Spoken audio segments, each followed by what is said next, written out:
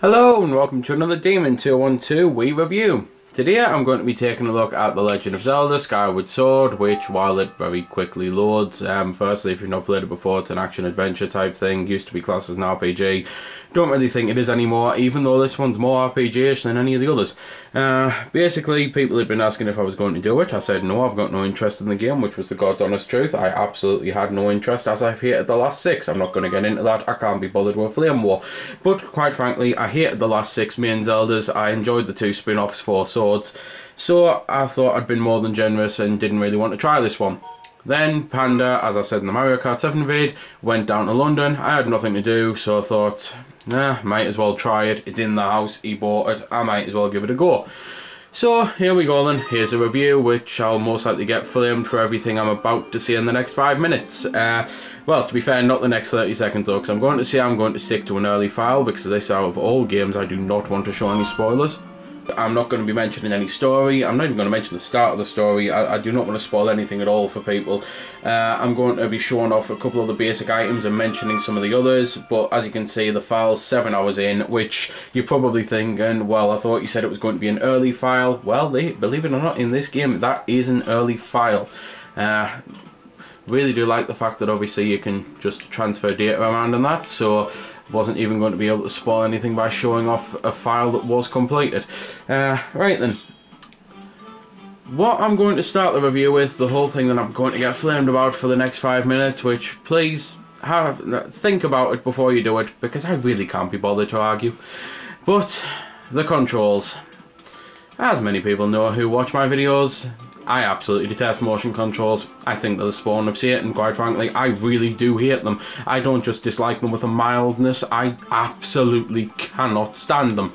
So, with this game, when I found out and read an article saying that they had done pad controls and then removed them at the last second to just have motion controls, I was a little bit annoyed. Having now played the hell out of the game, I'm very annoyed because, well, this is a Wii Motion Plus game, meaning you apparently have one-to-one movement, and everything I'm doing here with the Wii mode is actually being done there.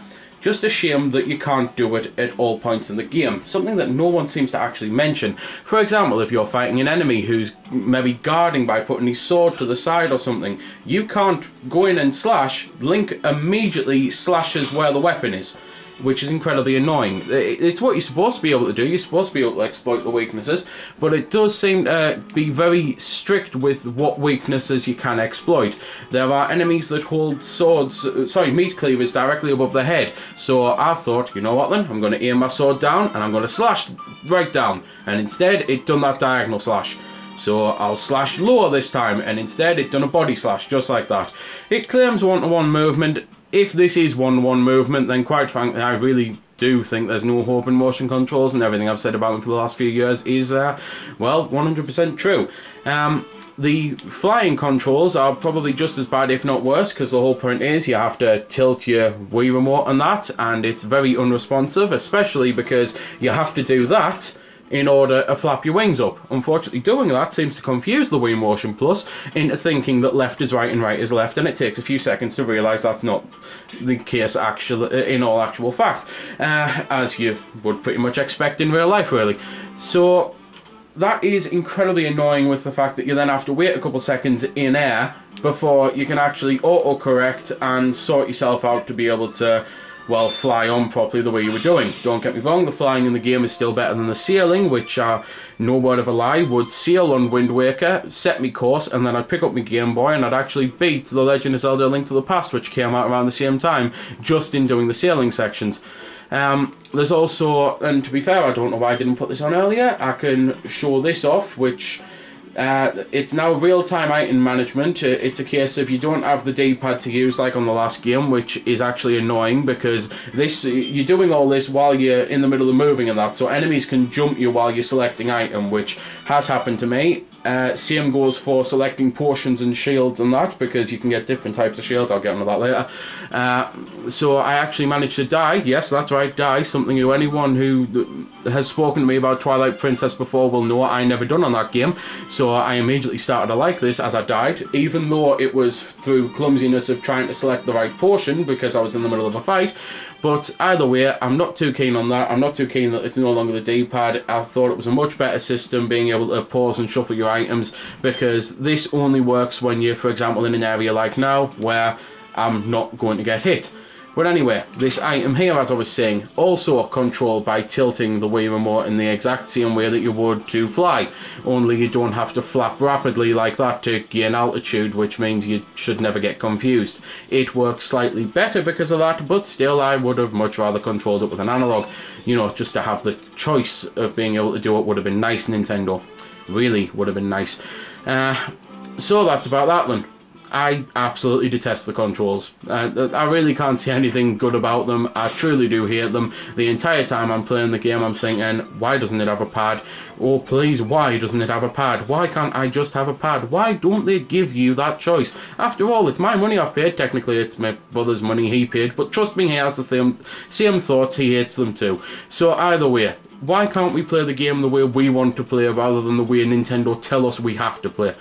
But, rant about the controls over, let's get on to actually talking about why I think this is one of the best Zelda games in a long time, and if it had pad controls, I'd probably say it is as good as Ocarina of Time. Starting with, as I've already said, it's got a lot of RPG elements. That comes into the fact with you get different shields, and your shields actually have weakness. That bar over there in the top left underneath the hearts, that's how much health my shield has. And by deflecting properly, by timing my shield block right, it won't take damage, or less damage or anything like that, and if just outright, well, fail to use it properly, then it will take damage and it'll die. This wooden one will burn up when touched by fire, so you're best off swapping to a metal one. However, the metal one is incredibly vulnerable to iron. Not iron, it is iron. Incredibly vulnerable to electricity, because it's iron. That's what I was trying to say. Starting to muddle things up a bit. I'm so glad Panda's back editing this one, because if I had to do this in one take, like Mario Kart 7, I'd be a bit screwed. So, you've also got the ability to upgrade your items by actually going into the bazaar and that, and shops, and you can spend items. For example, if I go into, sorry, wrong one, my gear, then you'll see I've, when I can move over to it. No, I don't want that. Seriously, why not bad controls? Right, when I go over here, I've got different things. So I've got different beetles, I've got different items, and I can use those to upgrade my potions, to make them revitalise me more, or do, you know, more beneficiary stuff. I can use the items to upgrade things like my slingshot and that. So your proper items, it's not just crappy little things, it's your proper quest items, the things that you've come to know and love from other Zelda games. Your bow and arrows, your gust bag things, whatever they're called, and to be fair, they're new. You can just like upgrade all sorts of different stuff, all your weaponry and that, which is really cool. Anyway, apologies about just standing in one spot, and apologies about having to do a load of cuts, but this game is so vast that even though I'm not really going to be mentioning a lot of it, I'm still going to have to mention quite a bit, and I have had to write lists down, and I'm currently reading from a monitor while I'm doing it to make sure I remember everything I wanted to say. So, going back to the items and that, as I say, there's new ones like the Gust Bellows, I believe that's their name now that I've actually looked it up, and that allows you to blow things, quite simplistic really. You can get things like, as I say, your bow, your slingshot, you can upgrade your slingshot into a scatter shot, you can get the bug net that comes back, you can get this beetle thing, which is really cool, and you can get some other stuff. You can get some medals throughout your progress, and you can get medals that, for example, show you, well, not show you, when you cut things like this, hearts can usually come out. You can get medals so that the hearts come out more frequently. You can get medals so that you get treasure more frequently from the enemies there. They're things like the claws and that I've just had on. You can get a potion medal, which increases the duration of any potion that you use. You can just get all sorts of medals like that. I really am wishing that someone else was playing this while I was reading from the list though, because this is very difficult to do both at once.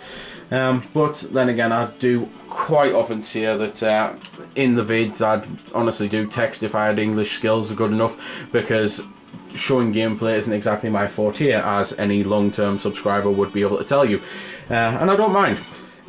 Either way, you've got things like you can get digging mitts to be able to dig. Obviously you can get fire shield earrings, which allow you to be protected from such things as the fire that I'm next to there. You can get a dragon skill, which allows you to swim and dive and that, which is really cool because you don't start with that ability. Oh, there's also the good old bomb flowers there, which I didn't realise was actually there, and I've just hit it to strike it, so I can move over now. And there's just absolutely all sorts to do with this game that I really am dumbfounded by how big it is and how good it is. It's just, as I say, a shame that the controls aren't good, because the one thing I didn't even mention, and I know it's backtracking kind of, the pointer controls themselves don't work on this. I've never ever played a Wii game where the pointer controls do not work, and probably the best way to describe this is while I'm in my Dow's mode, which as you can see there is push C. You can look around with it, or you can hold and you can track Zelda, you can just go back to look, you can unlock the ability to view side quests and to view where heart pieces are, and it's basically things you're going to have to be using. And the pointer seems to always center to the position that you're holding your Wiimote in at that time. So for example, if I was holding my Wiimote directly up and went in, then it would be very difficult to actually aim.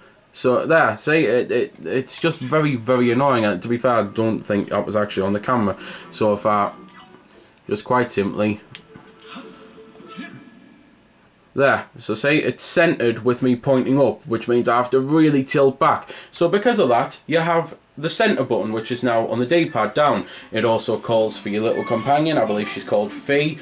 And she can just tell you things like your objective, give you advice, give you analysis. She can tell you your play time if you want to, although she tends to do it even without you asking.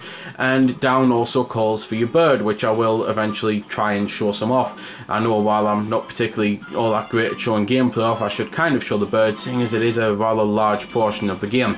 And apologies for that, that's happening every now and then. Something seems to be wrong with the circuit in the house, I think, and the TV's cutting out for half a second.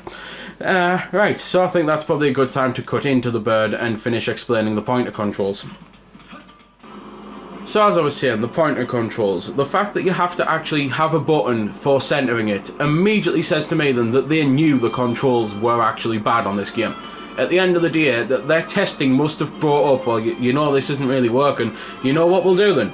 Fix it. No, we're not going to do something stupid like that. We'll put a button in so that what you do is you push down whenever you need to center it, and don't you think we should fix it, boss? No, this is much easier, we'll do this. It's Zelda, we'll still get tens from people, and sure enough.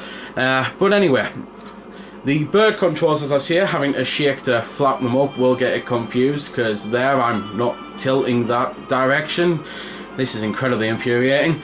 The birds, though, if they had proper controls, I would be raving about them. I think they're really good. I still don't think they'll replace the likes of horses and epona and that, but I think they're better than sailing. Flying is quite fun. You can speed up with your wings, similar to the carrots with, for example, the horses. You can dive down to the platforms at any time you want to, but if you try and do it in Skyloft, you go to specific places. It's a little bit weird, because it also has to do a loading screen to drop down to here. For example, if I drop down to any island, I'd be fine. If I drop down to here, it has to do a loading screen to populate the entire city. I suppose it would be called a city. And things like that do take you out of the equation a little bit. The same as that as well, where you've fallen down and it says push B to do your sail. However, if you don't push B, it does it anyway. So why bring up push B to do it when it's going to do it anyway? It's just really strange. The locations overall, I suppose I'll go into the location, saying as I was talking about landing and that, are done really well. I think the whole art style and everything looks great. Graphically though, the game doesn't, and that's going to sound a bit weird, but this is exactly what I mean. Looking over there, I'd say that's maybe a distance of 30 feet. It is blurry as hell. It really does take you out of the feeling when you're walking around and you're thinking, oh, that looks really good, I'll just turn around. Whoa, why the hell's all that blurry? It really is annoying, because it's just a shame that graphics and controls do let this down a little bit from being the mind blow that it was, because graphics aren't important or anything, but in a good adventure game you do like to be immersed in your surroundings, and I do find that takes me out of it quite a bit. But anyway though, the art style and everything about the story, the music, just all that stuff I absolutely love about this. It's something that I hated again with Twilight Princess. I hated the majority of it, but I love it on this. There's a dashing feature now, which is really good. However, you can only dash for about 7 seconds before you get completely worn out. So it does, well, it is a bit of a shame really that you start the game off with a dash meter, and next thing you know you're finding out that you have to really moderate yourself, so you still find yourself walking to a lot of places. And dashing's also how you actually do other simple things. For example, this is a box here that anyone who's played a Zelda game before will know I can move and grab the box and that, or I can hold forward and hit climb up. And if you hold forward on its own long enough, you do eventually climb up, but you can't just push the button. So instead, the best way to do it is to just run up and you'll jump straight up. It's almost as if Link is a ninja in this game, because you can do wall running and that, but you can only wall run straight up, to be fair. And I'm struggling now as well trying to remember the other things to say, so I suppose I'm about ready to cut while I revise on the notes again. And believe it or not, as long and drawn out as you think this video is, I'm not even touching like 10% of the game. So, something I can quickly say as well is the fact that you've got a special sword, and by holding directly up, which, believe it or not, it isn't actually as simple as holding directly up, it takes a little while, you get this. And you can then do a powerful slash, and you have to use that to whack at things. You probably saw me do it earlier on in the video on something called the Goddess Cubes, which they're all over the place and they're nice little hidden secrets.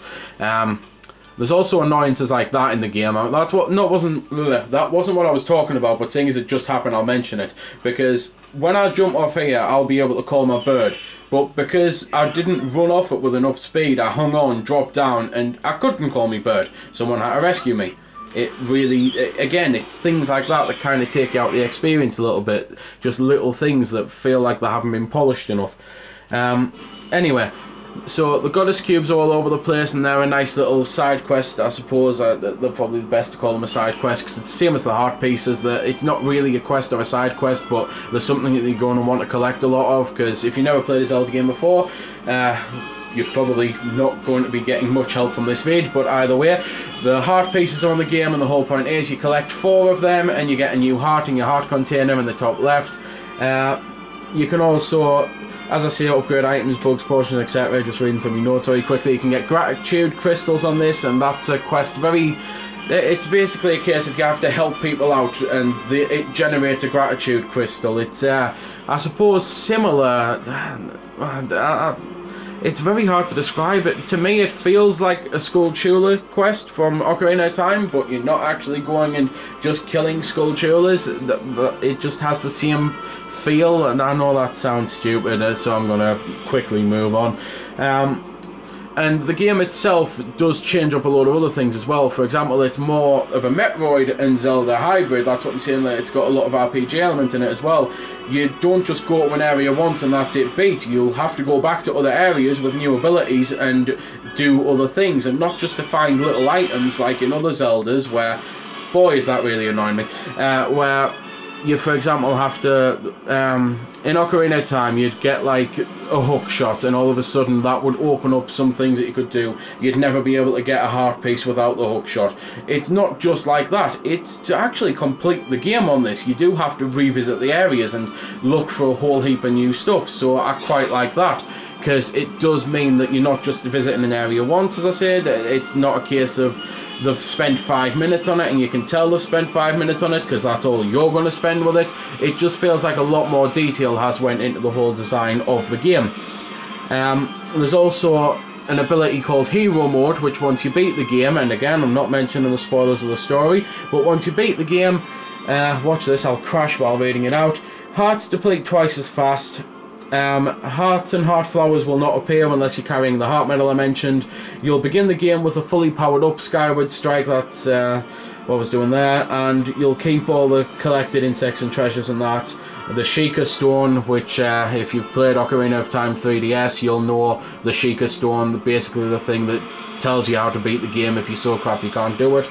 That's back on this, however, it will tell you absolutely everything from the start of the hero mode, because you've already beaten the game, which seems a little bit redundant, but it will do. And you'll also get the final boss in the Boss Rush challenge mode. So it's definitely got a reason to beat the game and then to re-beat the game, because you also, I believe, from doing that, get something on your profile. I'm not going to mention what, in case A, I'm wrong, and B, it's a spoiler to some people. There's bird statues all over the place, which is why I've came to this map here, because the bird statues, as well as being teleport points, they're how you save on the game, and it's the only way you can save on the game. Other than obviously beating a very important mission and it comes up, do you want to save? It's not a case of the other Zeldas where you could just hit start save at any point, so you will have to be aware of that, because if you die, you go back to your last save.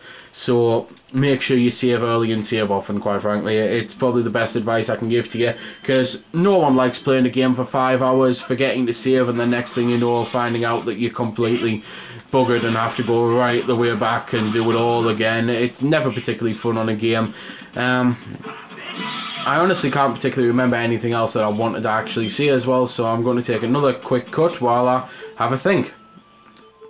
And I still pretty much can't think, so I can only assume I'm done, either that or I've missed something so glaringly obvious.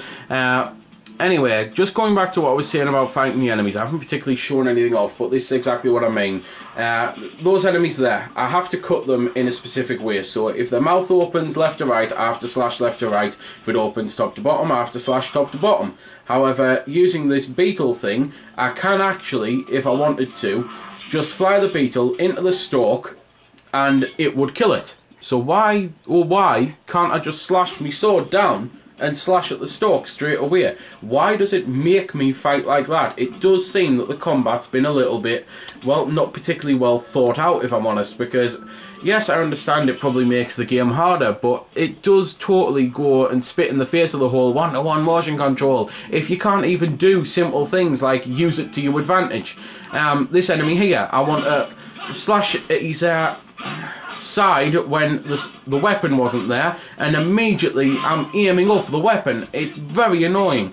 Again, I know why it's been done. It has been done to make it harder. You have to learn how to play it and learn to exploit the weaknesses, but it does seem a little bit stupid to see that you've got all this amazing motion control and you can do all these amazing actions, and then it doesn't actually let you do all these amazing actions. Only other things I suppose I can say is me honest to truth about my opinion of the game. As far as I'm concerned, this is a 10 stuck in the body of a 7. It's the type of thing that I would say this game is amazing, and as I say, I'd probably say it's as good as Ocarina. I probably wouldn't say it's better than Ocarina. I don't think I'll ever say a game's better than Ocarina. It means too much to me. It's not just a game. I've loved it for so much, for so long, for specific reasons, which I've mentioned in many of it, and won't bore you with now.